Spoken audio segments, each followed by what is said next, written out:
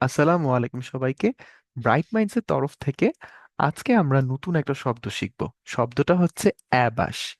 A B A S H, অ্যাবাস।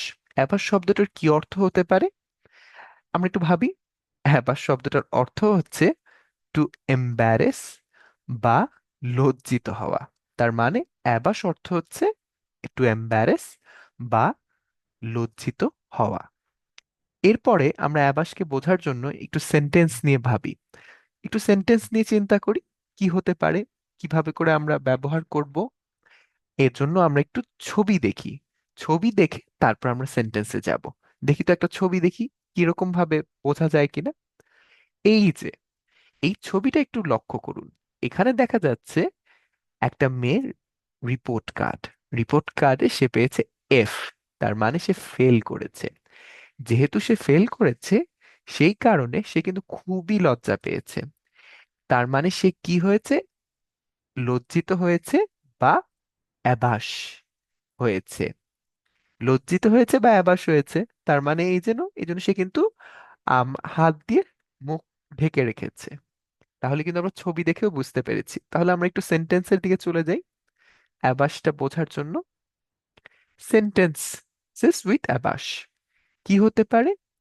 এক number, Rahim felt অ্যাবাস when he forgot his homework at home.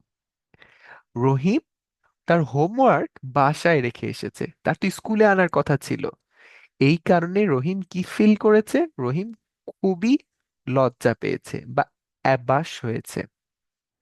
এরপরে আমরা এই জিনিসটা বুঝতে পেরেছি। তাহলে সেকেন্ড সেন্টেন্সে যেই, সেকেন্ড সেন্টেন্সটা হচ্ছে ডোন্ট বি অ্যাবাস। তার মানে লজ্জা পেও না। If you do not know the answer, তুমি যদি কোনো প্রশ্নের উত্তর না জানো তাহলে লজ্জা পেও না, জাস্ট আস্ক ফর হেল্প।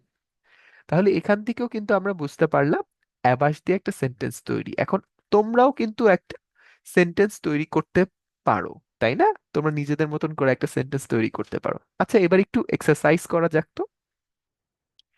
আচ্ছা, Karim felt a little dash. A little কি হতে পারে? when she realized she wore mismatched socks to school. পরের যেই অংশে বোঝাচ্ছে সে হচ্ছে স্কুলে গিয়েছিল কিন্তু উল্টাপাল্টা মোজা পরেছিল। মনে করো একটা সাদা একটা কালো। তাহলে এরকম যদি মোজা পরে এবং স্কুলে যে সে যদি দেখতে পায় তখন সে কি ফিল করবে? সে অবশ্যই কি পাবে? লজ্জা পাবে। তাহলে কি হবে? Karim felt a little abash when she realized she wore mismatched socks to school. Second একটা exercise. Lisa fell dash when she accidentally bumped into the principal in the hallway. Liza কি ফিল করেছিল when she accidentally, সে প্রিন্সিপালের সাথে হলওয়েতে ধাক্কা খেয়েছিল। তাহলে কি সে feel করবে? অবশ্যই তার তো লজ্জা পেয়ে যাবে। তাহলে মানে কি হবে? অ্যাবাস। Liza felt abashed when she accidentally bumped into the principal in the hallway. তাহলে আমরা কিন্তু অ্যাবাস শব্দটাকে পুরোপুরি শিখে ফেললাম, এটার অর্থ জানলাম, আমরা ছবি দেখলাম, সেন্টেন্স মেক করলাম, এরপরে আমরা এক্সারসাইজ করলাম। আশা করি তোমরা এটাকে ইউসেজ করবে এবং আরো সুন্দর করে শিখবে। থ্যাংক ইউ এভরিবডি, ভালো থাকবেন সবাই।